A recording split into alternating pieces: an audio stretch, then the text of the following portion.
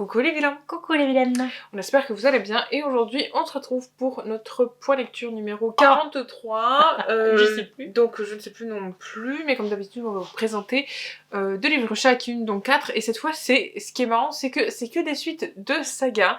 Toi c'est 2 tomes 2 et moi c'est 1 tome 2 et 1 tome 6. C'est parti. C'est parti.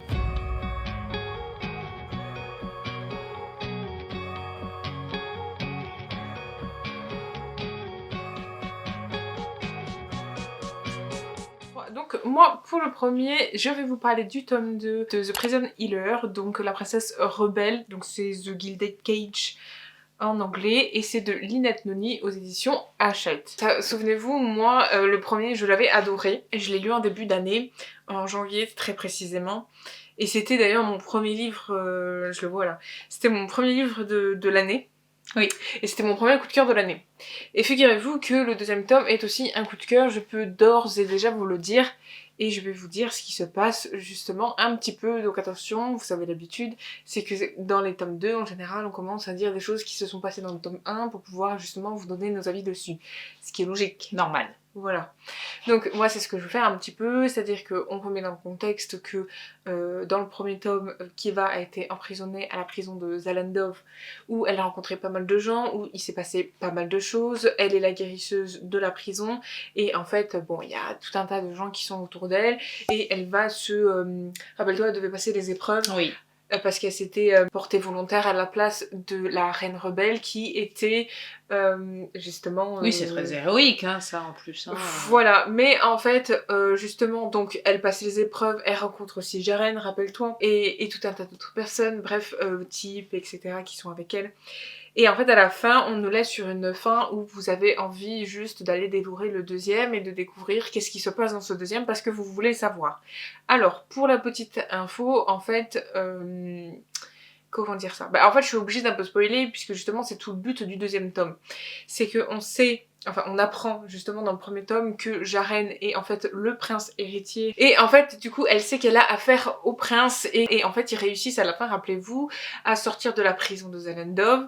Et elle sauve aussi Type par la même occasion. Et à la fin du roman, quand les toutes dernières lignes, on nous dit que Kiva justement envoie un message à sa famille en disant qu'il est l'heure pour elle de se venger que t'avais dit ça. parce que justement sa mère est morte, donc la reine rebelle qu'elle a remplacée aux 3 épreuves puisque c'est sa mère, c'est la princesse rebelle. Et donc elle a prévenu ses frères et sœurs qu'elle était enfin libre. D'accord. Donc ça c'est la fin du premier. Et donc Jaren, aussi à la fin, justement, il la ramène chez lui, donc au royaume, dans le palais, et on sait que voilà, ils ont que le trajet à faire jusqu'à là-bas, et en fait, elle s'infiltre en gros chez l'ennemi. Et en fait, c'est tout le deuxième tome. C'est le fait qu'elle voilà, elle s'infiltre dans la famille royale. Alors je sais plus leur nom de famille, mais voilà, donc elle découvre la famille de Jaren, elle découvre aussi ses conseillers, voilà, tout ce qu'il y a autour. Donc elle va s'informer en même temps. Hein. Sauf que si vous vous souvenez de ce que je vous avais dit, c'est que avec Jaren, c'est pas forcément que de l'amitié. C'est pas que platonique. On le sait par rapport à lui surtout, parce qu'on sait que lui, il est tombé amoureux d'elle, c'est pour ça qu'il la ramène chez lui. On le sait. On le sent, on le sait de la façon qu'il agit avec elle, etc. Donc l'ennemi va peut-être pas être toujours un ennemi, n'est-ce pas ? Mais elle, en fait, on sent que, en fait, avec le devoir qu'elle a, elle ne peut pas se laisser à ça. Et en fait, des fois, parfois, oui, dans certaines scènes, elle se laisse aller, mais on sait qu'il y a toujours cette retenue parce que voilà, elle est censée... Oui, ça la bloque, c'est normal. Elle est censée le tuer, en fait, clairement. Théoriquement, c'est l'ennemi, donc forcément, pas touche la bouche. Hein. Puisque c'est ce qu'on lui demande, c'est de tuer Jaren, puisque c'est lui l'héritier et qu'il faut enlever justement tout... Enfin, il faut récupérer le royaume, parce que eux, les rebelles, grosso modo, ils veulent récupérer le royaume chez Jaren, et là... Pourquoi pas en faire sa petite princesse, comme ça, l'affaire est réglée. Eh ben non, figure-toi, parce que justement, le deuxième tome ne se passe pas du tout comme ça. Comme ça, bah oui, ce serait trop facile. Donc, en fait, il faut savoir que ça fait des années qu'elle était enfermée en prison, et... et en fait, à un moment donné dans l'histoire, elle revoit ses frères et sœurs, donc son frère et sa sœur plus précisément, et bon, déjà avec sa sœur, ça se passe mal. Elles s'entendent pas. On sent qu'il y a... Rivalité. elles sont en tension toutes les deux, elles s'entendent pas, etc. Et en fait, tu sens que son frère, d'ailleurs son frère à un moment donné lui dit qu'il en a marre de cette situation, parce que en fait les rebelles c'est un peu les résistants. Tu vois, ils veulent récupérer... enfin, en moins bien, évidemment, mais ils veulent récupérer du coup le royaume, et en fait sa sœur, à elle, elle est déterminée à vouloir récupérer le royaume, etc., à mettre tout à mal, à tuer tout le monde, elle s'en fout, tu vois. Enfin voilà, on comprend certaines de ses motivations. Elle est même méchante sur certains points. Une vengeance, mais plutôt intelligente. Non, pas du tout. Elle, en fait... Attends, j'y viens. Et en fait, son frère, pas du tout. Son frère, il en a marre, justement, d'être dans cet engrenage-là. Il préférait, justement, vivre une vie plus paisible. Parce qu'au final, oui, c'est bien, mais en fait, ça fait des années qu'ils sont sur les routes. Ça fait des années qu'ils sont pas de chez eux, véritablement. Et puis, ils vivent dans une forêt, tu vois. Dans une tente, voilà. Et puis, en fait, ils se font constamment... pas la guerre, mais voilà, c'est toujours des conflits entre eux et tout. Mais quand même, il reste avec sa sœur parce que bah voilà, c'est sa sœur et que bah malheureusement, elle est vouée à cette cause toute sa vie, comme leur mère était. Oui, c'est des pots communs. Hein. La reine rebelle est morte, mais il faut bien récupérer le flambeau. Donc elle, sa sœur, va essayer et qui va être au milieu de tout ça. Sauf qu'à un moment donné, en fait, tu comprends qu'il va falloir qu'elle choisisse. Bien sûr.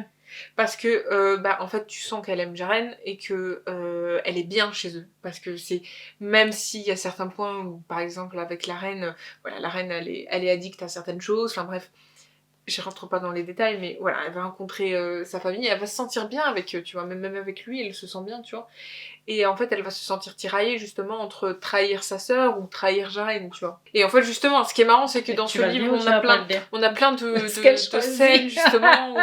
En fait, en plus, elle s'infiltre, donc il faut pas que Jaren découvre qu'elle est elle est la princesse rebelle. Et c'est assez marrant, enfin, comment c'est tourné, etc. Parce qu'en plus, l'autrice, elle écrit très très bien. Moi, j'ai kiffé. Mais par contre, après, ça va être, je pense, tout le but du 3. Mais du coup, disons-le maintenant, comme ça je le répéterai aussi dans le 3. Mais on sent que, justement, dans le 3, il va se passer certaines choses. Parce qu'à un moment donné, si je préfère, Jaren invite le frère et la sœur de Kiva au palais. D'accord. Parce que lui, il se dit putain, c'est sa famille, tu te dis, normal. Voilà, ça fait longtemps qu'elle les a pas vus, donc c'est normal qu'ils viennent manger, qu'ils découvrent. Je sens qu'il y a un mec donc il y a les ennemis viennent chez eux, tu vois ce que je veux dire. Les amis, mais... non, mais jusque là tout va bien.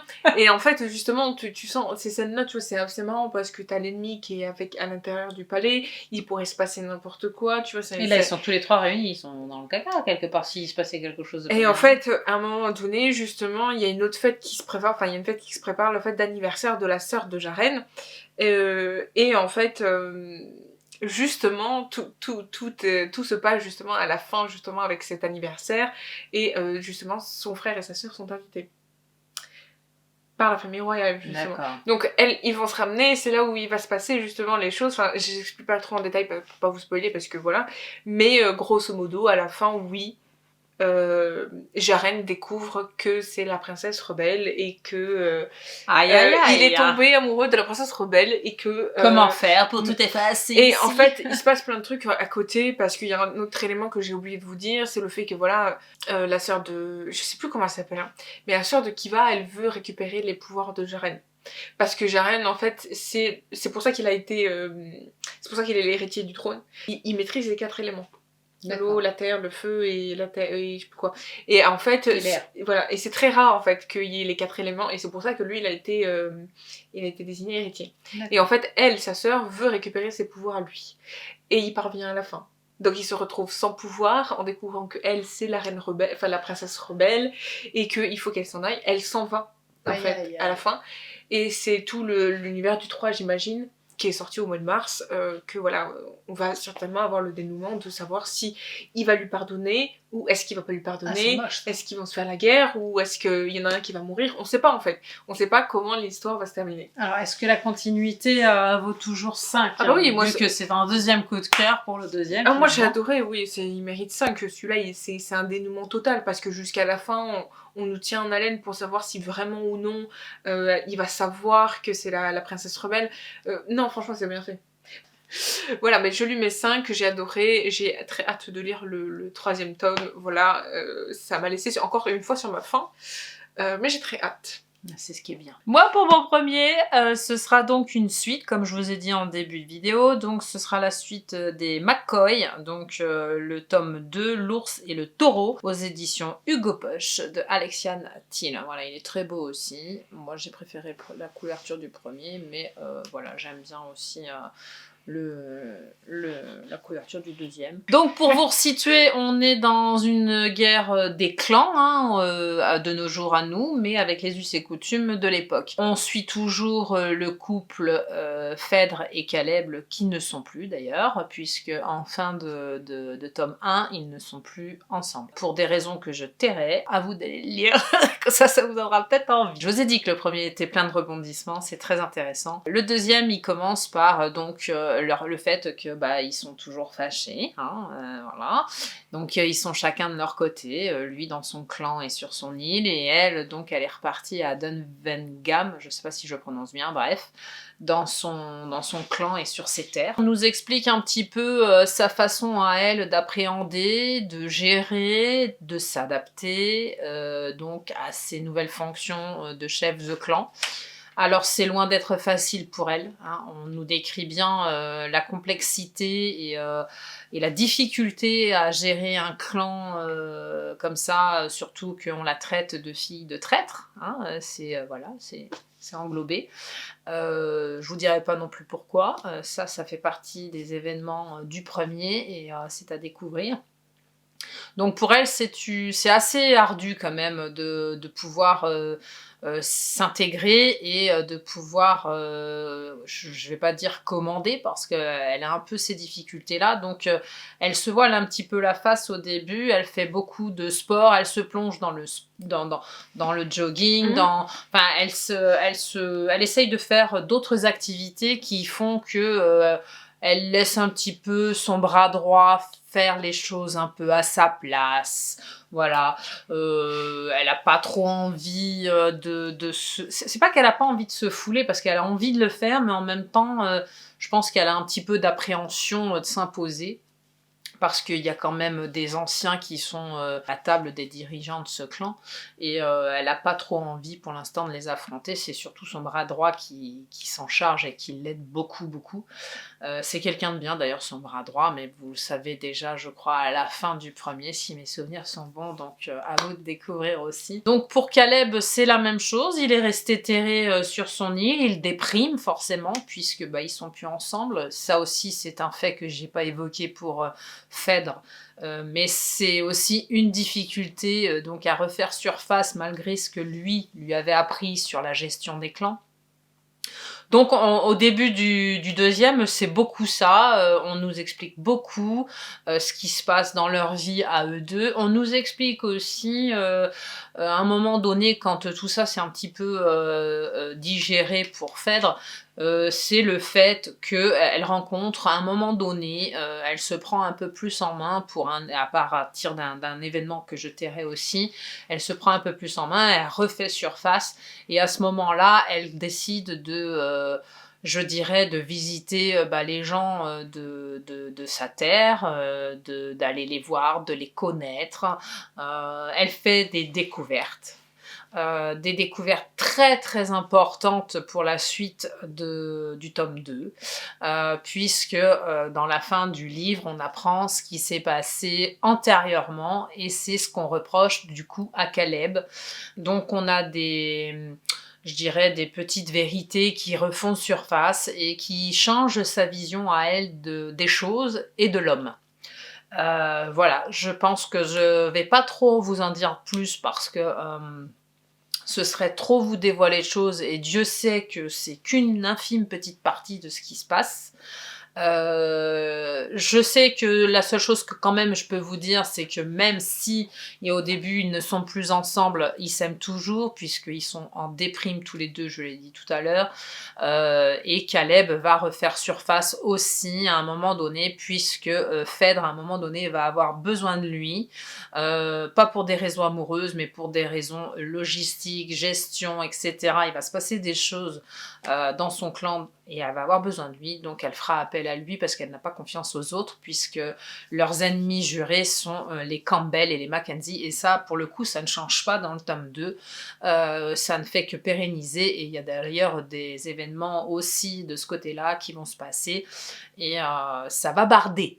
Voilà, donc je n'en dirai pas plus sur ce tome 2 que j'ai encore une fois beaucoup aimé. C'est une belle suite avec plein de rebondissements. Ça, je l'ai dit aussi. Franchement, ça m'a beaucoup plu. Encore une fois, ça n'a rien du tout à voir avec Outlander. C'est vrai qu'au départ, c'était pas trop ma came non plus parce que c'est basé sur une romance, mais c'est vrai que j'ai expliqué déjà au tome 1 qu'il n'y avait pas que ça, il y avait beaucoup de choses autour, et ça reste une lecture très agréable, donc je crois que j'avais mis 5 au premier parce que je m'étais encanée, je mettrai 5 aussi à celui-ci parce que je ne me suis pas ennuyée. C'est le genre de livre que je lis en 3 jours, parce que j'ai qu'une envie, c'est à chaque fois de savoir qu'est-ce qui va s'y passer. Donc, j'ai bien fait une playlist à la fin. Franchement, je vous le recommande si vous aimez voilà, les romances, les intrigues, les complots, les petites guéguerres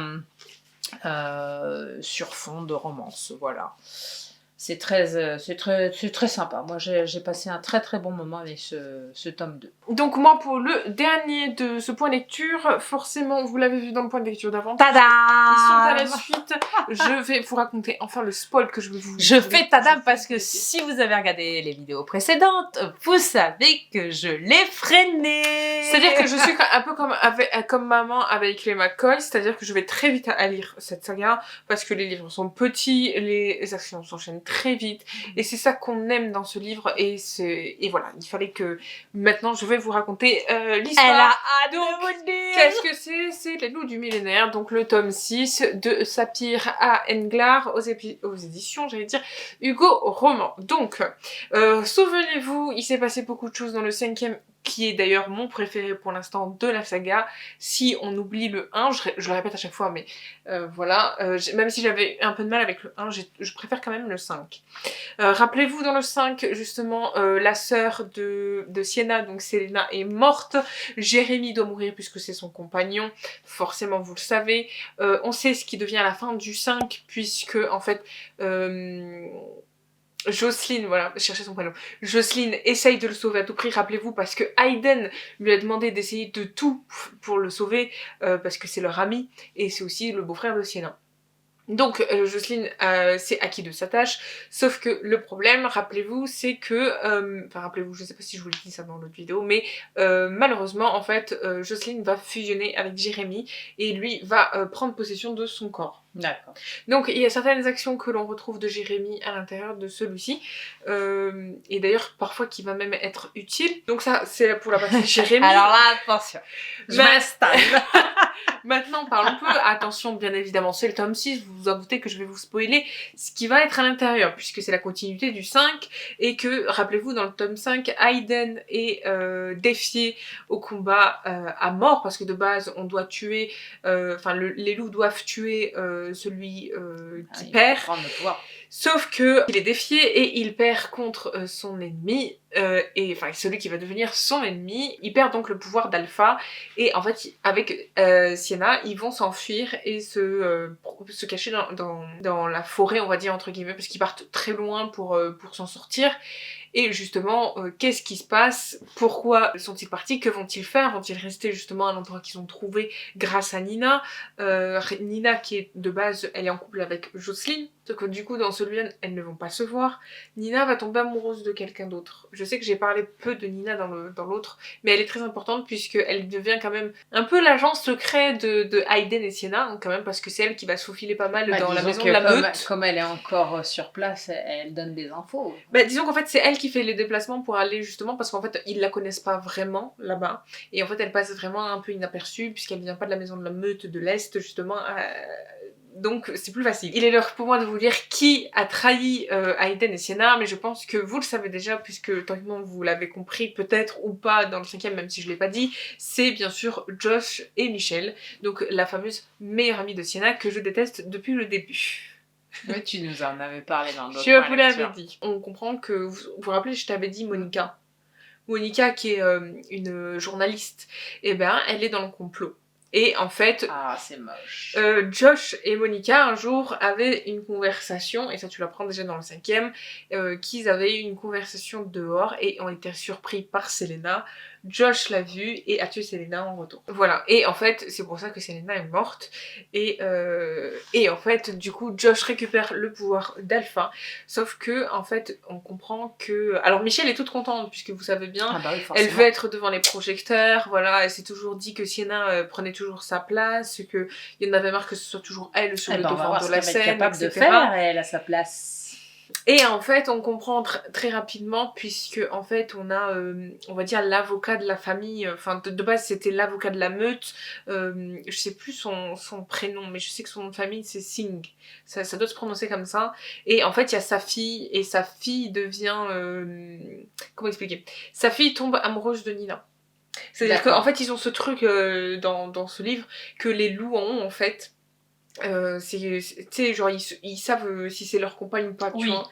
Et en fait, elles ont ce truc-là entre elles, et en fait, Nina, justement, va être désolée pour Jocelyne en plus, parce que bah voilà, sauf que Jocelyne, elle change du coup parce qu'elle a Jérémy, enfin, voilà, il y a tout un truc qui s'embrique.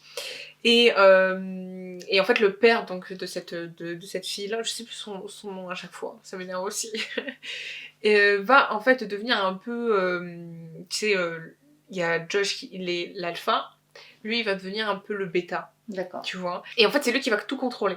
C'est lui qui va prendre, on va dire, entre guillemets, le pouvoir et qui va contrôler la meute au détriment justement de Josh. Et en fait, on s'en rend compte que à la fin, justement, que Josh, en fait, enfin, on s'en rend compte rapidement, mais lui, en fait, il s'en rend compte qu'à la fin, que voilà, en fait, il s'est fait un peu berner et qu'au final, en fait, c'est pas vraiment sa meute et c'est pas lui vraiment l'alpha, puisque en fait, il est là juste par figure, en fait, et qui, en même temps, fait pas grand s'il chose. lui a laissé un peu, entre guillemets, le pouvoir, c'est sûr que quand on a les bras droits, faut faire attention. Hein. Et en fait, justement, mais lui, en fait, il est plus influent et puis il va plus vite. Lui, Josh, franchement, tu te demandes qu'est-ce qu'il fait en tant qu'alpha. Enfin, il était bon en tant que bêta et encore, enfin bref, on va pas s'étaler là-dessus, mais voilà. Michelle, c'est une catastrophe, elle fait n'importe quoi, Michelle. Elle en vient même à dévoiler certains trucs intimes qu'elle a fait avec Josh et filmer en plus de ça. Donc c'est une première dame un peu spéciale. Je ne m'étalerai pas là-dessus, mais voilà. Elle croit bien faire en faisant ça parce qu'elle veut absolument une renommée, elle veut absolument être sur le devant de la scène. Elle veut que tout le monde la reconnaisse comme maintenant elle a le titre, etc. et tout, mais en fait en faisant ça, voilà, Elle se fait pas une bonne réputation. Voilà, c'est pas possible. Et en fait, justement, comment et du coup, Hayden et Sienna, que font-ils, puisqu'en plus ils ont Rowan maintenant aussi, on s'en souvient du petit. Est-ce que tu vas le dire aux amis? Oui, ça, oui, puisque de ou toute façon, c'est dans le 6e tome. De toute façon, vu où j'en suis, il y a le 7e tome, donc il faut que je vous dévoile la fin de celui-ci. En fait, ce qui va se passer pour eux, c'est que Hayden va être complètement déboussolé, puisque lui, depuis qu'il est petit, depuis la mort de son frère, il est voué à devenir alpha, malgré lui, parce qu'au début, bah, c'était son frère. Après, ça a été lui, donc il a fallu qu'il apprenne justement à devenir un alpha. Là, il sait comment être un alpha, il était alpha, et en fait, on lui a enlevé justement son titre. Mais donc oui. en fait, il tombe un peu dans... Pas dans de la dépression, mais voilà, il sait plus où est-ce qu'il est, tu vois. Et il est en quête de Oui, ce lui-même. qu'il peut représenter. Mais en même temps, c'est le jeu, hein. Ils le savent hein, dès le départ. Voilà, il est un peu en quête de lui-même et tu sens que voilà, il commence à s'effacer, que ben en fait il a du mal à remonter et à accepter justement son sort. Et c'est Sienna justement qui va faire bouger les choses, puisque elle veut pas laisser la maison de la meute, elle veut pas que l'alpha soit Josh, et elle refuse ça, elle veut récupérer leur place, et elle veut justement abolir aussi tout ce que eux ils font, puisqu'en fait ils font n'importe quoi. Ils vont mettre ils vont mettre en place des trucs qui sont un peu, comment on dit, Ah bah quand t'as le pouvoir et que tu le laisses, non, mais tu je sais sais pas pas ce que genre, les autres font avec, hein. tu On vois, le voit nous aussi, hein, dans notre siècle. il t'explique que genre par exemple tu vois sur les cartes d'identité il faut qu'il y ait maintenant un symbole qui permet de savoir si c'est des loups de sang pur ou des loups à moitié humains, et en fait il y en a certains qui n'ont pas le droit d'avoir certaines choses parce que voilà ils sont pas de sang pur, etc. Que justement ils veulent abolir, en fait ils veulent remettre aussi certaines lois arriérées qui eux ont, que eux ont aboli justement. Donc voilà, il y a beaucoup de choses qui se passent et Sienna n'est pas d'accord avec ça et veut justement faire changer les choses. Donc elle va se réintégrer, se rebeller et en fait grâce à Nina et à son nouvel amour qui va trahir son père parce qu'elle en a marre aussi. Et ben en fait elle va réussir à s'infiltrer justement à la maison de la meute, prévoir certaines choses et justement avancer. Malheureusement à un moment donné elle ira en prison pour certaines choses et c'est la dernière action que l'on aura véritablement de Hayden. Dans le sens où héroïque on va dire, tu vois, le vrai loup par excellence qui va sauver sa femme, tu vois, fidèle à lui-même, il sait qu'elle est en danger, il va tout faire pour la sauver et c'est ce qu'il va faire puisqu'il va la sortir de prison. D'ailleurs, quand elle sera en prison, elle verra pour la...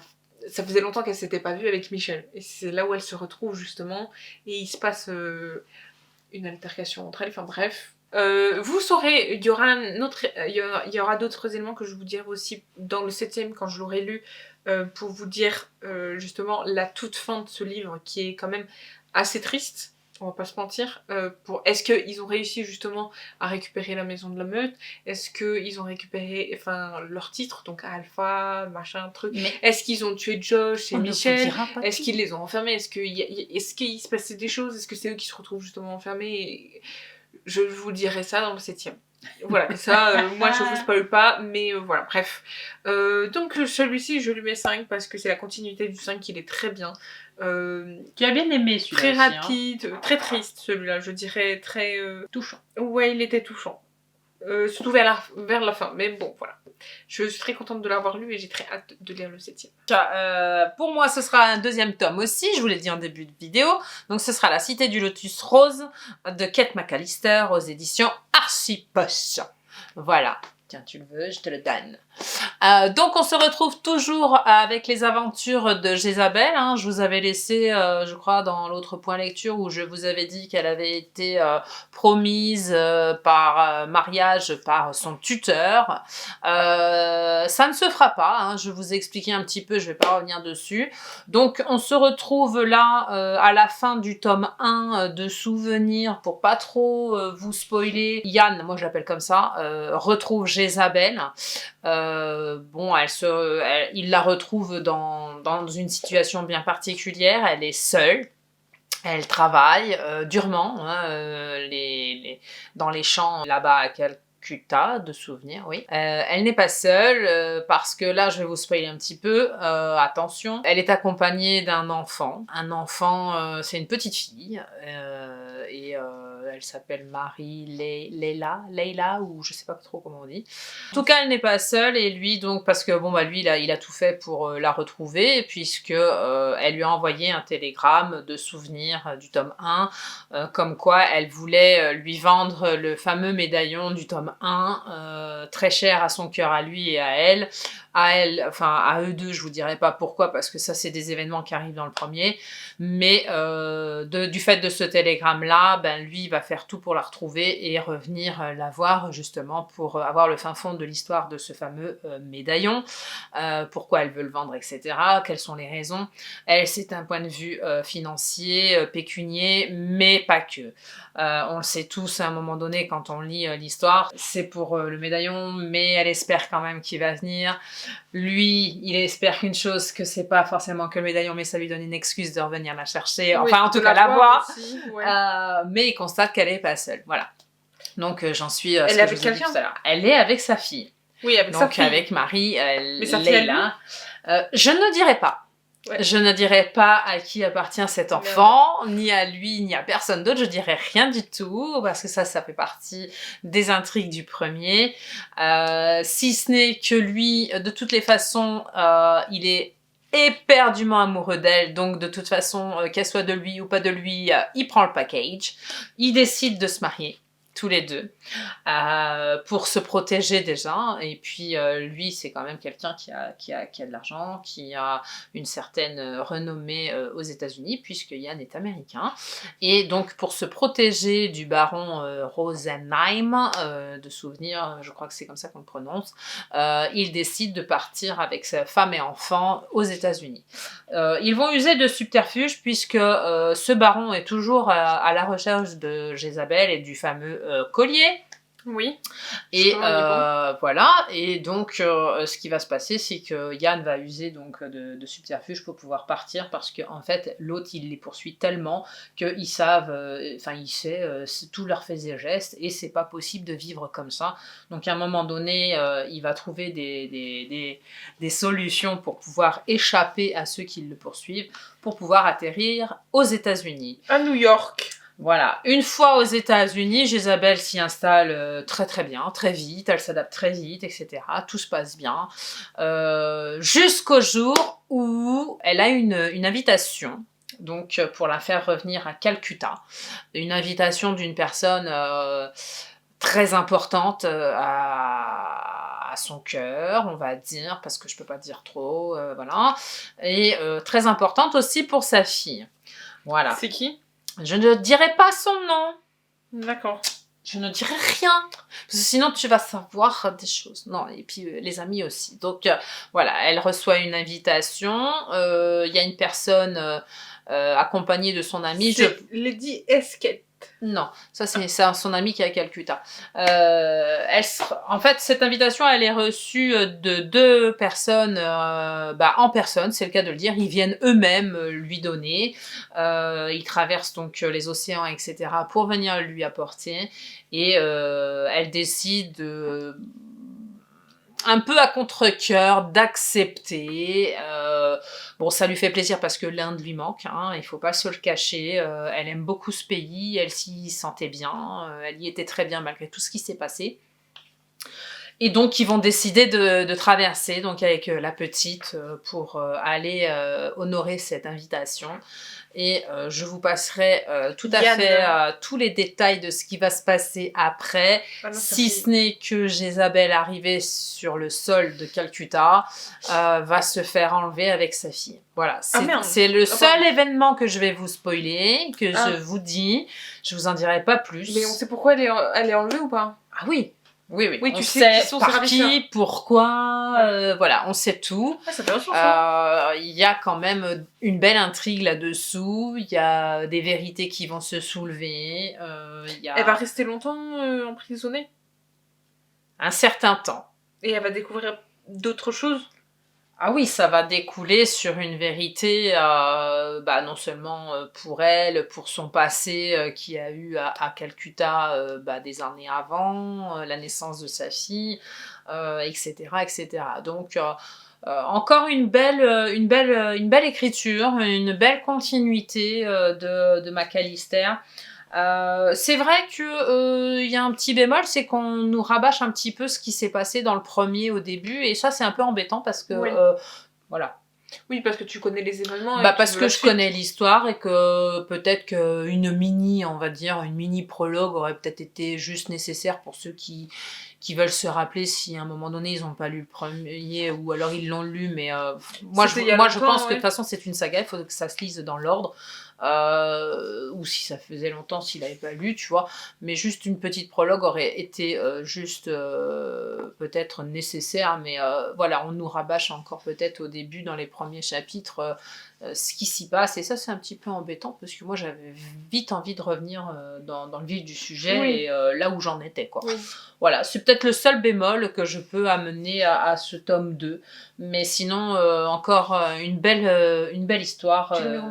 5, tout pareil que le premier, parce que c'est très bien écrit, c'est une autrice que j'aime beaucoup, elle est dans la même veine que les Tamara McKinley, les Sarah Lark que j'ai pas encore lu et que je vais bientôt vous donner mon point de vue sur celui que je vous ai mis dans la palle d'avril, de printemps. Donc voilà, je suis très contente de cette lecture.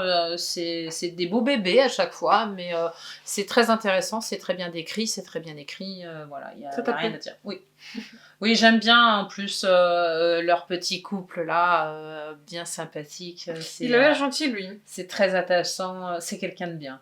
Il a l'air gentil, d'après ce que j'ai lu là. C'est quelqu'un de très bien. D'après ce que j'ai- Elle lit pendant que je chronique. Mais ça m'intéresse de savoir certaines choses quand tu te parles. Je trouve ça très intéressant Moi, de je peux te faire la feuilleter le lecture livre si en tu même temps. veux. On peut lui faire la lecture, la demoiselle. Parce qu'on voit, tu vois, par exemple, que tu vois, là, à la fin, il y a marqué les parties que tu passes de 21 à 24 quand même.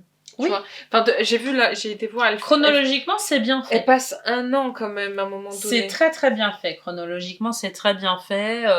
C'est très concis et c'est très fourni parce que voilà. McAllister, elle décrit beaucoup les paysages. Elle a l'air de bien écrire. Oui, oui, elle écrit très bien. On espère que ce point de lecture vous aura plu. La vidéo est terminée. N'hésitez pas à venir nous suivre sur nos réseaux sociaux, à nous suivre partout. Les liens sont dans la description. N'oubliez pas de liker, De commenter, de partager et surtout de vous abonner à notre chaîne YouTube et activer la cloche pour recevoir toutes nos notifications. On vous fait plein de bisous. Portez-vous bien. Prenez soin de vous. Lisez bien. On se dit à la semaine prochaine. Bye bye.